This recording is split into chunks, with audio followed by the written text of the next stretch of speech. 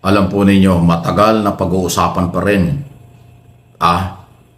itong nangyari sa mga Duterte at nangyari kay dating Pangulong Duterte na inaresto at ngayon ay kontrolado na ng International Criminal Court dahil nga po sa crime against humanity.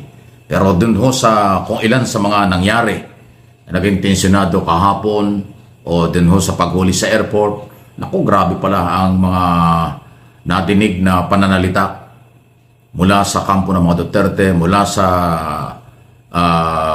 may bahay o yung pangalawang asawa ni Duterte at iba pang mga supporters doon sa airport. Talagang tiniis na lang ni General Torre, Major General Torre ng CIDG-PNP ang mga sinabing masasakit, pero hindi ho nagpatinag si Torre.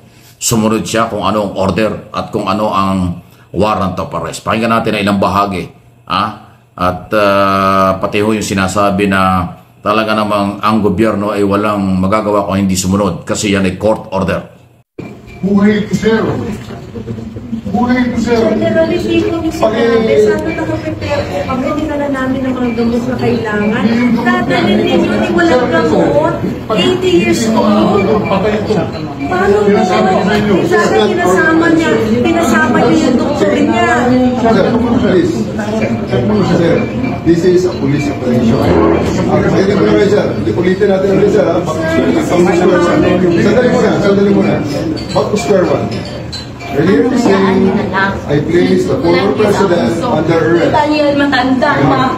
Kailangan Right, oxygen. and I do believe that he has to submit to me. Attorney. Okay? Now, we are now taking custody. Alam mo, ginawa niya, sinaalam niya nga yung pamilya niya, yung safety natin. Every time mag-alam siya ng war on drugs. 10 times ikinus. Kailan? War on drugs na pangalang mag-isip ang anak niyo, anak mo, asawa mo, abang naglalasay sa kalye. Wala pang due process. Bakit mas natatatan kayo na wala nga rin nagre-reklamo. Hayaan mo yung ibang country ang mag-ano. Mag-isip mo sana kayo, may anak din kayo, may apo kayo, maging apo kayo. Diba? Sana naman mag-plan kayo ng takot sa Diyos. Grabe na ang ginagawa ninyo. Kailan kayo? Kailan? Taxpayer ako. Ito ang gawain nyo. Ako nagpapasweldo sa inyo. Ako nagpapasweldo sa inyo. Ayun po, doon pa lang ho sa airport, matapos na sunduin siya doon sa aeroplano, sinabi na pala ni Torre na siya ay inaaresto dahil sa warrant of arrest na dala ng Interpol at siya ay ililipad ng isang private plane patungo sa Netherlands, sa Europe. Doon pa lang ho sa airport sinabi. Kaya mula pala doon sa airport, kaya siya ay dinala doon sa Villamor Air Base. At doon siya kinuha ng private jet or na aeroplano na inilipad din kagabi papunta ho sa Europe. Ayan po yung palitan doon. So tingnan natin itong meron pang something na ikakaibang sinabi. Mukhang ito yung isa sa mga supporters o Mrs. ba ni Duterte. Nagmura pa eh. Tagalogin na natin. Sabihin nyo kung saan siya dalahin. The hard way. Tang ina ka. The hard way. The hard way is for me to... Yan po sa video na yan ay si Kitty Duterte ang nagmura kay General Torre. Naintindihan natin kung bakit po ganoon ang kanilang reaksyon. Siyempre, sabi nga ni Digong, pamilya niya yan, hindi may iwasan. Pero sana iniready na ni Digong ang kanyang pamilya sa ganitong sitwasyon. Kasi parang alam naman ni Digong na mangyayari to. At dun nga po sa kanyang mensahe, nung bago siya lumapag doon daw po sa airport ng The Hague, parang inamin niya na mayroon siyang mali at tanggap niya na kung ano ang kanyang tadhana. So, kumbaga, di ba, hindi naman kailangan magmura kay General Torre. Sa totoo lang, galit ang namumutawi sa kanila, galit sila kay General Torre, pero hindi nila naisip na hindi mangyayari to kung hindi inutos ni Digong ang isang napakadelikadong utos na nagresulta sa napakarami pong biktima ng EJK. Na kahit po mga inosente ay nadamay, natukhang dahil po kailangang makakota. Inalabas itong arrest warrant na isinulat ng 3 hukom ng ICC. At nakasaad nga dito na matibay daw ang ebidensyang laganap at sistematiko ang utos na pagpidigong. Responsable raw si Duterte sa paglabag sa crimes against humanity of murder. Ayon pa sa ICC, mahalaga na maaresto si Duterte para matiyak ang pagharap niya sa ICC at sa The Hague, sa Netherlands, kung saan didinggin ang kaso. Base raw sa evaluation, hindi makikipagtulungan si Duterte kahit na ipatawag siya ng korte dahil nananatili pa rin siyang makapangyarihan kahit wala na sa pwesto. At dahil nga sa paganib, nakaakibat nito sa mga testigo at witness ng kaso, nararapat lang daw na arestuhin si Duterte alinsunod sa Rome Statute. At ito nga, ang idinaan ng ICC sa Interpol, katuwang ng ang PNP at Department of Justice ang paghahain ng arrest warrant kay Duterte. So yan yung nilalaman nitong arrest warrant ng ICC. Pero ito nga, inaalmahan nito ng kampo ni na Duterte at sinasabing unconstitutional at labag sa batas itong pag-aresto ng gobyerno kay Duterte at pagsunod ng gobyerno sa Interpol. So, yan po. Camille, Kabilang. sa iyong impormasyon, kailan kaya So, ayan nga po. Yan yung mga kaganapan dyan ho, sa kahapon, okay? Sa isyong ito, ng pag-aresto, pagpapadala sa Europe. Kasi nga makompromiso, makaapekto ito sa kaso kung hindi masusunod yung proseso. At dahil nga si Duterte ay Pilipino, kumbaga he also have the right na gamitin itong kanyang right na... Ayan o, itong tinatalakay dito, yung issue po na nagpetisyon, humihingi ng Temporary Restraining Order, TRO, ang mga abogado ni Duterte sa Korte Suprema para pigilan po yung pagbiyahe. Pero wala rin ho nangyari. Kasi nga po, naisakay at nailipad kagabi pa. So, yan po yung development. Kahit na ho anong paghahabol ng mga abogado at mga followers, walang magagawa. Kasi nga tulad ng sinabi ko, hindi ho pwedeng dito ikulong sa Pilipinas si Duterte kasi ang kaso at warrant of arrest ay galing sa ICC. Kaya doon siya ikukulong, doon siya lilitisin. Ayun, okay? Ang sitwasyon. So talagang medyo mainit talaga ang usaping ito. Okay? Ang isa ho sa mga yung pala kaya pala ang tagal-tagal doon sa airport. Kung yung mapapansin kahapon binabantayan natin, ang tagal bago nailabas ng Terminal 3 si Duterte. At matagal ang mga speculation at yung mga tao, kahit mga senador, abogado at iba pa, hindi pinapasok sa airport. Yun nga po, nakita nga natin nung araw na yun, nung hinuhuli si Digong.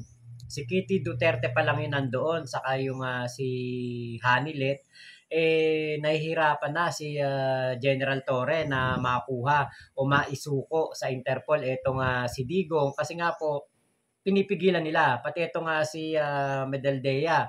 At umabot pa nga sa punto na pinoposasan niya itong si Medaldea dahil po sa kasong obstruction of justice. So what more pa kaya kung pumasok doon si Bongo, nandoon si Philip Salvador, nandoon si Sara Duterte, 'di ba?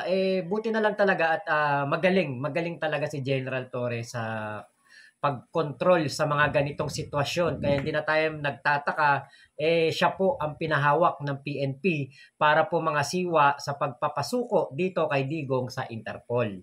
Ayun pala, matapos i-issue yung warrant, ay sinabi na ni General Torre, Major General Nicolas Torre, na ililipad talaga. Ibig sabihin, umaga pa lang, after na siya hulihin, sinabi na walang choice ang sila kung hindi sumunod sa Interpol, ililipad sila sa magitan ng isang private plane, charter, exclusive. Ibig sabihin, sila lang isasakay. Kaya pala dinila sa Villamor. Kasi kahapon marami nagsasabi, dadalhin sa Veterans Memorial Medical Center, papacheck up, dadalhin sa Krame, doon ikukulong. So, yun mga lumalabas Tapos biglang doon dinala sa Villamor sa Pasay, nakatabi lang ng airport. Hindi naman gaano kalayuan yung airport sa Villamor.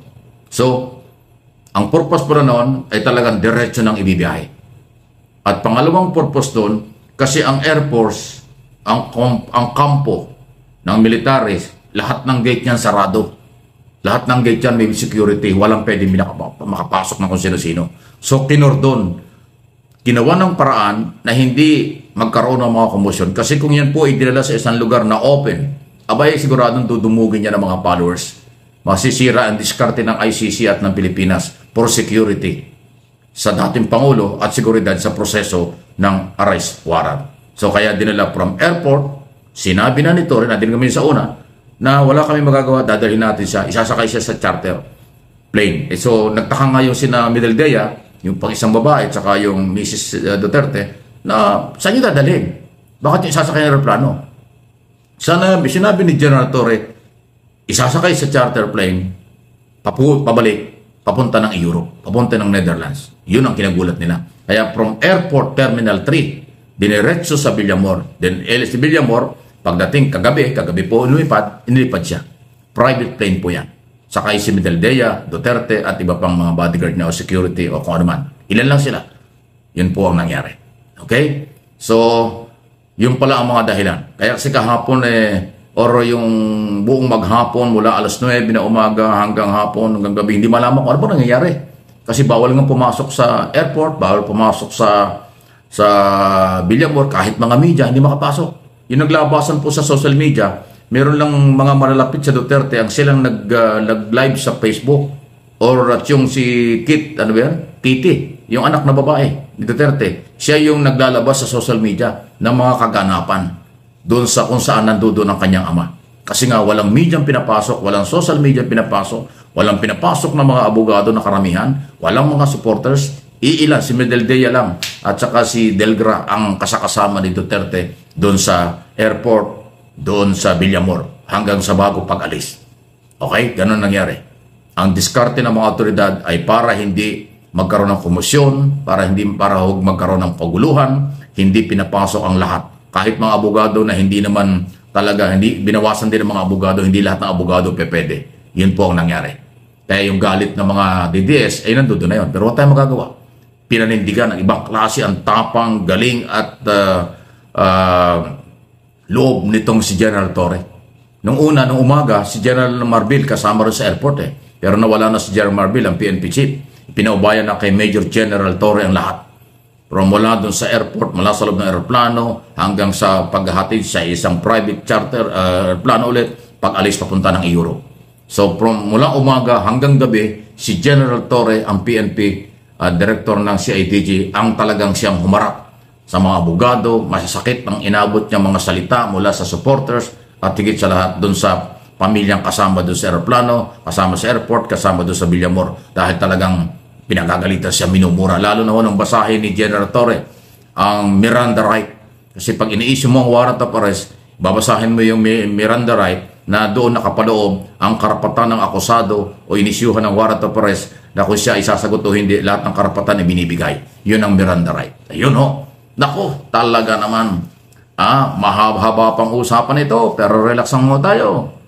Justice for all. Bigyan ng hustisya ang mga naging biktima. Bigyan ng hustisya si Duterte. Bigyan ng hustisya ang iba pa na mga akusado dyan sa crime against humanity. Please like and share ng mga bidyong ito at ng iba pa nating video sa channel na ito. Mike Abe Opinions at MA Pinoy TV.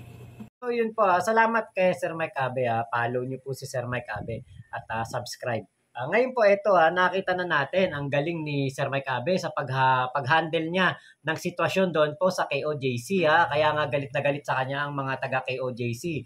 Galit na galit sa kanya sila Kibulok at ang mga pro Kibulok. Diba? Kaya po, dito sa sitwasyon na ito, sa nangyari na paghuli kay Digong, siya ang naging in charge. Overall talaga. Kahit sino ipatawag nila Digong, kahit sino ang ipahanap nila, kahit ano pa sabihin nila, hindi umubra. At umabot pa nga sa punto na sinabi nga ni General Torre, hatakin daw ba niya o hihilahin niya daw yan. Kasi out of frustration na rin, biruin niyo po, simula alas 9 ng umaga, 9:20, nung lumapag yung aeroplano doon, hanggang alas 9 ng gabi din. alas 10, alas 11, doon pa lang nasakay ng eroplano si Digong, di ba? Kaya kumbaga, kahit na anong pagmamatigas ng kampo ni Digong, hindi sila nakaporma kaya General Torre. Na delay, kaya nilang i-delay, pero 'di ba, may mga delaying tactics sila, may mga drama sila. Sinundo pa ni Hanilet si Bongo sa gate, 'di ba? Pero wala hindi po umubra lahat at naisakatuparan pa rin po ni General Torre ang goal na maihatid sa eroplano etong si Digong at maisuko po sa dahig sa ICC. Ngayon po, kaninang madaling araw ay dumating na sa dahig itong si Digong at alas 5 ng hapon doon sa dahig dito sa ating madaling araw, meron pong mensahe si Digong. Ito po, panoorin po ninyo. To my countrymen, just to give you the current situation, I am about to land sa Hague. Galing ako Dubai, stopover for last. It's a long haul, it's a long flight. Okay ako, doon na Torre. And I think this is something to do with the law and order noon.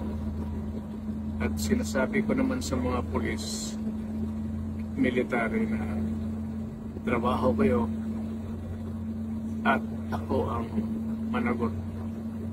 So ito na nga, for all of the whatever happened in the past, ako na yung nag-front sa ating law enforcement at ating military. Sinabi ko na I will protect you and ako ang managot sa lahat. This will be a long legal proceedings. But I say to you, I will continue to serve my country at so be it. Kung ganun ang destiny ko. Salamat. So dyan po sa video na yan ay parang na-realize na ni Digong ang kanyang mga pagkakamali. Parang sinunod niya ang sinabi ni Trillanes. Ewan ko, napanood niya na tanggapin na lang yung mga pangyayari, tanggapin ang ito yung kabayaran sa kanyang mga nagawa na kamalian noong siya ang presidente.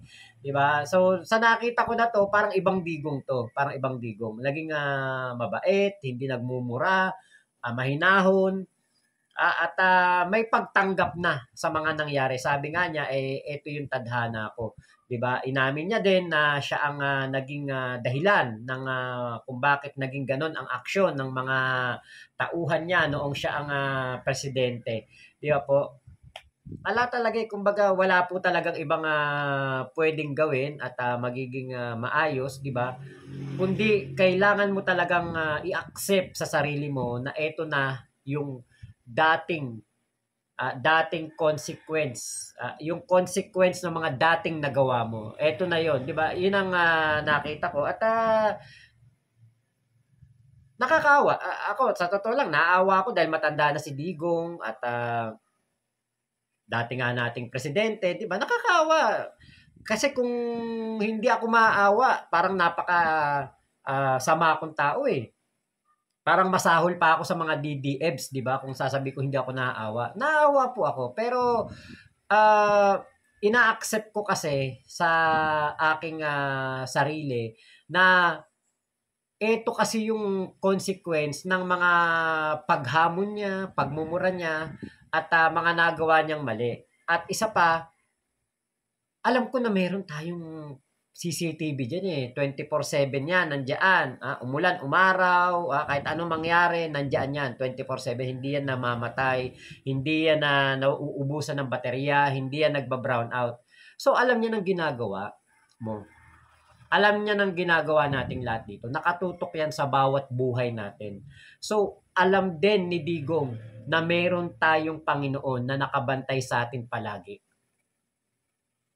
Yun ang pinakakailangan tanggapin ni Digong. Sana merong makausap si Digong na yung kahit na hindi pare, kahit na hindi pastor, yung papayuhan lang siya ng espiritual na eto yung mga panahon na kailangang isuko mo ang sarili mo sa Panginoon, bigyan mo ng pagkakataon ng sarili mo na makapagsisi sa mga kasalanan mo. 'Di ba?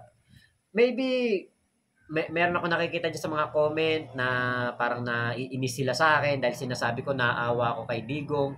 Ito po ako hindi po ako yung tao na maghahangad na may masaktan, may mangyaring hindi maganda, may mangyaring masama sa tao. Hindi po ako ganun Kasi pag naging ganun po ako, DDEBs ako.